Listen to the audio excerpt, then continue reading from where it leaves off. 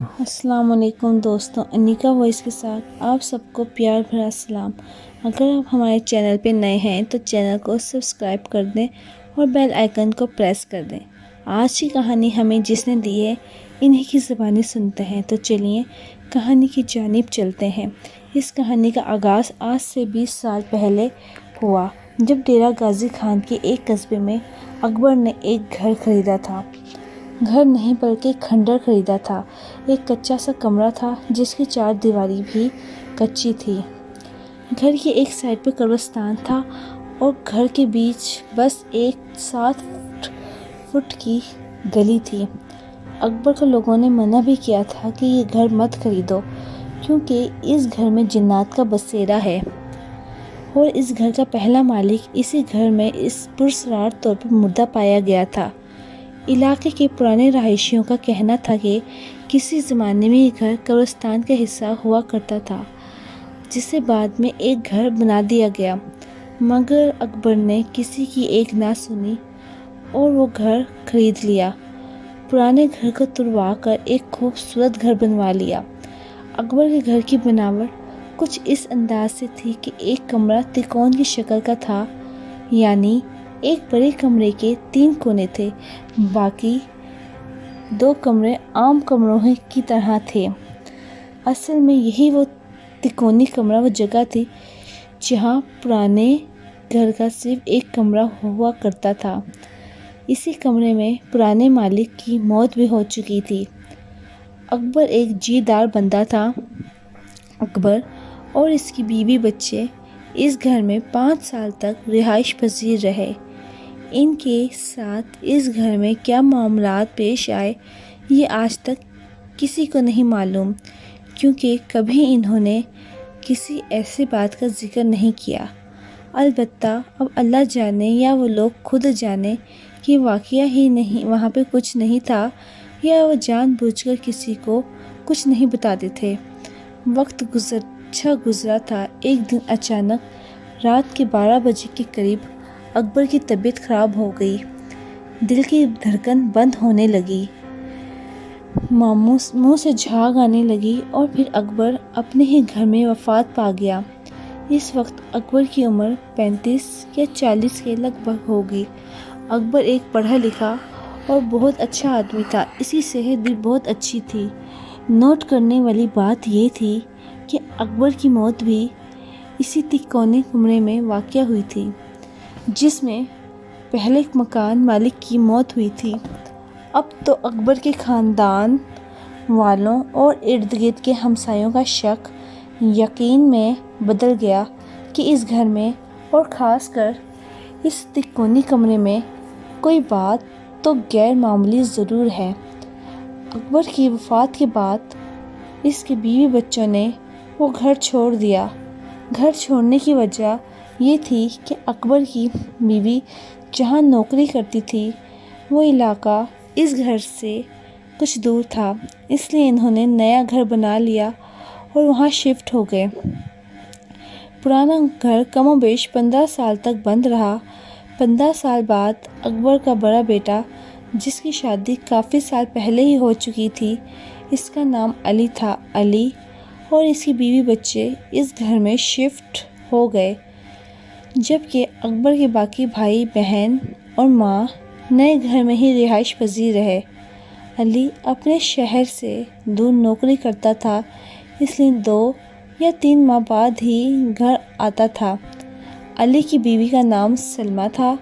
بتاتا چلوں کہ جس دن 15 سال بعد پہلی مرتبہ گھر کا دروازہ کھولا گیا تو اکبر کا بیٹا علی اس وقت اپنی جاب پہ تھا۔ حالات ہی کچھ ایسے تھے کہ علی کی بیوی اکیلی اپنے 4 بچوں کے ساتھ اس گھر میں رہنے آئی تھی۔ بچوں کی عمر 2 سال، 5 سال، 7 سال اور 10 سال تھی۔ سلمیٰ نے ایک بات نوٹ کی، گھر میں ایک عجیب سی ویرانی تھی، لیکن اب رہنا تو یہیں تھا۔ چنانچہ اس نے گھر کے کمروں کے تالے کھولنا شروع کیے، لیکن جب اس ترکونی کمرے کا دروازہ کھولا تو وہاں عجیب ہی منظر تھا۔ دروازے کے بالکل سامنے کمرے کے اندر ایک بہت بڑی چھپکلی بیٹھی ہوئی تھی اور اس چھپکلی کا سائز عام چھپکلی سے 4 گنا تک بڑا تھا۔ یہ چھپکلی ہی تھی، یہ عام چھپکلی جو گھروں میں عام طور پر پائی جاتی ہے، لیکن سائز میں اتنی بڑی تھی کہ کسی کو بھی حیرت میں ڈال دے۔ سلمیٰ نے ڈر کے مارے کمرے کا دروازہ واپس بند کر دیا اور کچھ دیر بعد کھولا تو وہ چھپکلی کمرے میں نہیں تھی۔ خیر، جیسے کیسے سامان شفٹ کر دیا گیا اور دن گزرنے لگے، مگر وہ چھپکلی بھی اکثر گھر میں ہی نظر آ جایا کرتی تھی۔ پھر آہستہ آہستہ یہ ایک معمول کی بات ہو گئی۔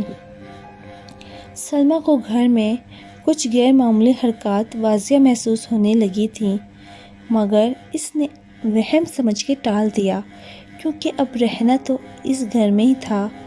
کچھ دن بعد جب علی جاب سے واپس آیا تو اس نے گھر کی مرمت کرائی اور کچھ دن گھر رہ کر واپس چلا گیا۔ سلمیٰ نے بازار سے پھولوں کے بہت سارے پودے خریدے اور گھر میں لگا دیے۔ ان پودوں میں ایک پودا رات کی رانی کا تھا۔ اس پر رات کے وقت پھول کھلتے ہیں۔ آپ لوگ اس پودے کو یاد رکھنا، اس کا تعلق بھی اسی کہانی سے ہے۔ اب سلمیٰ کو اس گھر میں رہتے ہوئے 1 مہینہ ہو چکا تھا اور حالات مزید خراب ہوتے جا رہے تھے۔ اکثر اوقات گھر میں کسی کے کچھ بڑبڑانے کی آوازیں آنے لگتیں، پھر آہستہ آہستہ واضح جملے سنائی دیتے۔ یہ جملے اسی تکونی کمرے سے سنائی دیتے تھے۔ پھر اسے کچھ حوالے اس گھر میں نظر آنے لگے۔ اس کے بعد اس سے معلوم ہوا کہ اس گھر میں جنات کی پوری فیملی آباد ہے۔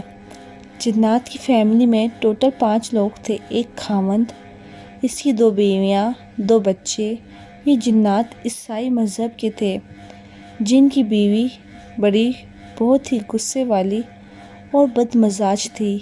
یہ جنات سلمیٰ کو انسانی روپ میں نظر آتے تھے، بالکل انسان جیسے تھے۔ سلمیٰ کے مطابق یہ فیملی اس تکونی کمرے میں رہائش پذیر تھی۔ کمرے میں ایک چارپائی بھی پڑی رہتی تھی اور اس کے علاوہ بھی کچھ سامان اس کمرے میں موجود تھا۔ سلمیٰ جب بھی کسی کام سے اس کمرے میں جاتی تھی، جن غصہ کرتے اور اسے ڈانٹتے کہ تم لوگ اس گھر میں کیوں آئے ہو، یہ گھر ہمارا ہے، یہاں سے چلے جاؤ ورنہ نقصان اٹھاؤ گے۔ سلمیٰ کو اب ان کی عادت سی ہو گئی تھی۔ وہ سمجھتی تھی یہ جن ایسے ہی دھمکیاں دیتے رہیں گے، لیکن اسے معلوم ہی نہیں تھا کہ اب کچھ بہت ہی برا ہونے والا ہے۔ اس گھر میں رہتے ہوئے سلمیٰ کو 2 مہینے سے 3 مہینے ہو چکے تھے۔ ایک دن اس نے یہ بات نوٹ کی کہ اس کا چھوٹا بیٹا، جس کی عمر 2.5 یا 3 سال تھی، ہر وقت تکونے کمرے میں بیٹا کھیلتا رہتا تھا۔ اس نے اپنے چھوٹے بیٹے کو منع کیا کہ اس کمرے میں مت کھیلا کرو، لیکن آپ کو معلوم ہے کہ بچے کسی کی بات نہیں سنتے، بس اپنے دل کی کرتے ہیں۔ کچھ دن بعد سلمیٰ کے چھوٹے بیٹے کی طبیعت بہت خراب رہنے لگی۔ وہ سمجھی شاید معمول کا بخار ہے اور ٹھیک ہو جائے گا، لیکن بہت علاج کرنے کے باوجود بھی بچہ ٹھیک نہیں ہو رہا تھا۔ آخر کار سلمیٰ نے اپنی بڑی بہن سے بات کی اور اسے سارے معاملے کے بارے میں بتا دیا۔ سلمیٰ کی بہن ایک دیندار خاتون ہے۔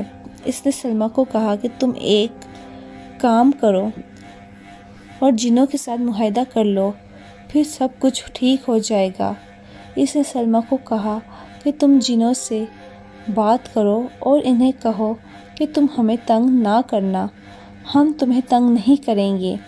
سلمیٰ نے بالکل ایسا ہی کیا اور جنوں نے کہا کہ ہماری مجبوری ہے اس گھر میں رہنا، میرے پاس کوئی دوسرا ٹھکانہ نہیں ہے، اس لیے ہم اس گھر میں رہنے پر مجبور ہیں۔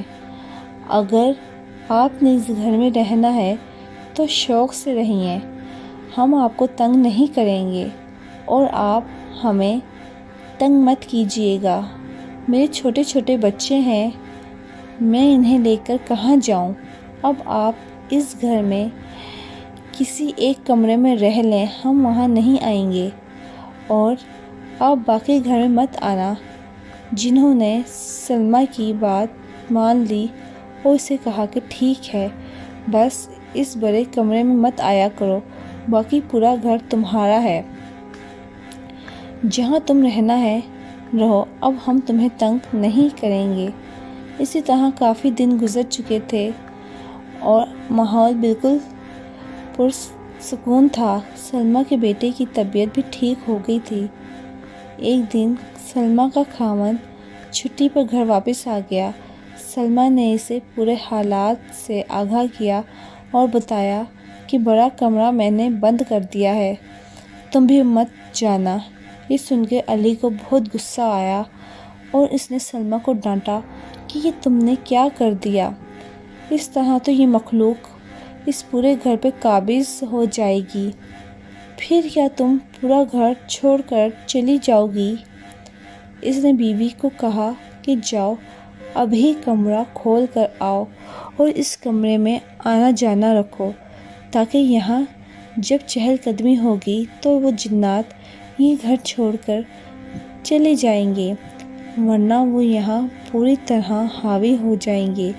سلمیٰ نے شوہر کی بات مان لی اور مجبوراً کمرے کا دروازہ کھول دیا۔ سلمیٰ کا خاوند کچھ دن گھر رہنے کے بعد واپس چلا گیا۔ اس کے جانے کے بعد سلمیٰ کے چھوٹے بیٹے کی طبیعت مزید خراب رہنے لگی۔ سلمیٰ نے اس سارے واقعے سے اپنی بہن کو آگاہ کیا۔ سلمیٰ کی بہن نے اسے کہا کہ تم میرے پاس آ جاؤ، ہم اس کا روحانی علاج کراتے ہیں۔ سلمیٰ اپنے بچوں کو لے کر اپنی بہن کے گھر چلی گئی۔ ایک دن مولوی صاحب نے بچے کا علاج شروع کیا اور کہا اس کا علاج 40 دن تک جاری رہے گا، اس کے بعد بچہ انشاءاللہ ٹھیک ہو جائے گا اور جنات بھی گھر سے نکل جائیں گے۔ سلمیٰ اپنے گھر واپس آ گئی اور مولوی صاحب کا بتایا ہوا وظیفہ پڑھنا شروع ہو گئی۔ اس کے علاوہ نمازیں اور قرآن پاک کی تلاوت بھی شروع کر دی۔ دم کیا ہوا پانی گھر میں چھڑکنے لگی۔ جب سلمیٰ گھر میں قرآن پاک پڑھنا شروع کرتی تو جنات اسے منع کرتے تھے اور کہتے تھے یہ مت پڑھو ورنہ تم بہت پچھتاؤ گی، استغفر اللہ۔ آخر کار ان لوگوں کو وہ گھر چھوڑنا پڑا۔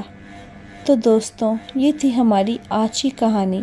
اگر کہانی آپ کو اچھی لگی ہو تو کمنٹس میں اپنی رائے کا اظہار ضرور کیجیے گا۔ اس کے ساتھ ہی انیکا وائس کو اجازت دیجیے۔ اللہ حافظ۔